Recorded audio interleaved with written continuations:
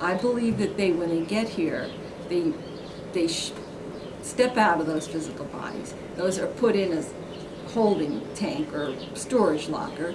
They then are put into they are either given a revivified human body, someone who has died, or they will then they would maybe put into a child's body, or somebody's, who's a human. So there's different things that they do, but they do use revivified human bodies very extensively, which is another issue because we're going to have zombies. Just to make life even more interesting. Do you get a sense that something's going to change electromagnetically or the vibration of the planet, where apparently now the reptilians can hide in another dimension that we cannot perceive. Right. But that something's going to shift and that we will be able to perceive that dimension and there won't be a hiding place for them anymore.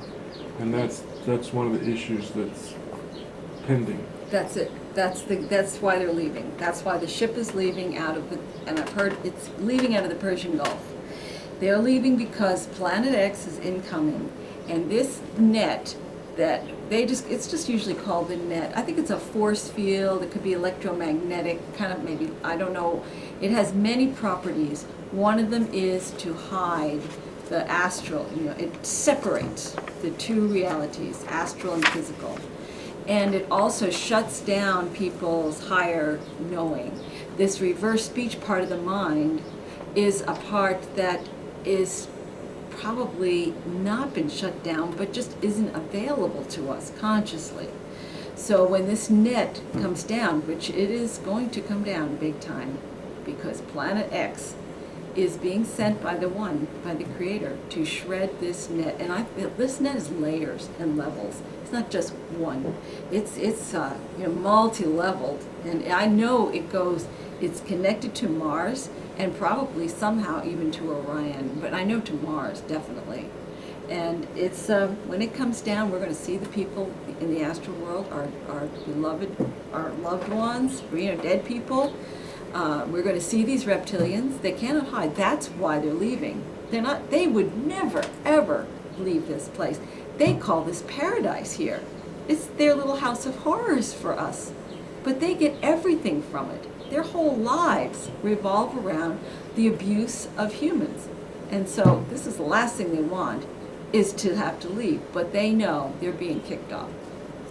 So yes, that will happen, and it's going to happen soon. How about Dick Cheney? What's one of the most startling reversals you've got with Dick Cheney? And you were going to say he's... he's a clone now, but he's just very malevolent when he speaks. And he used very bad language when I first reversed him in reverse. And very, almost coldly evil. The thing was so in charge of his consciousness. This was very interesting because I began to hear that Dick Cheney had been killed, and this was a clone.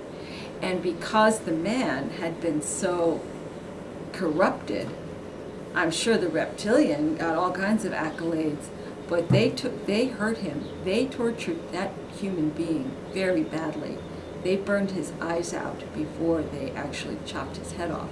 And I have heard that the reason that the shooting incident happened was because the clone was not doing too well.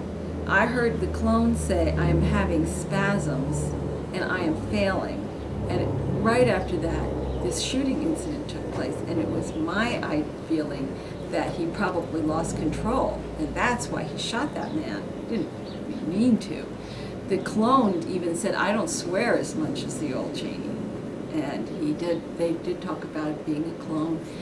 I've also heard that when they take these high-placed humans on board the ships, which they are doing now, they're in the process of killing them off now as we speak. They were going to show them Cheney's head, just terrorize them even more. This is what's in store for you. I mean, these were their servants. These were the people who were doing everything to promote their agenda, and this is the thanks they get. So yes, Cheney was definitely, now the clone,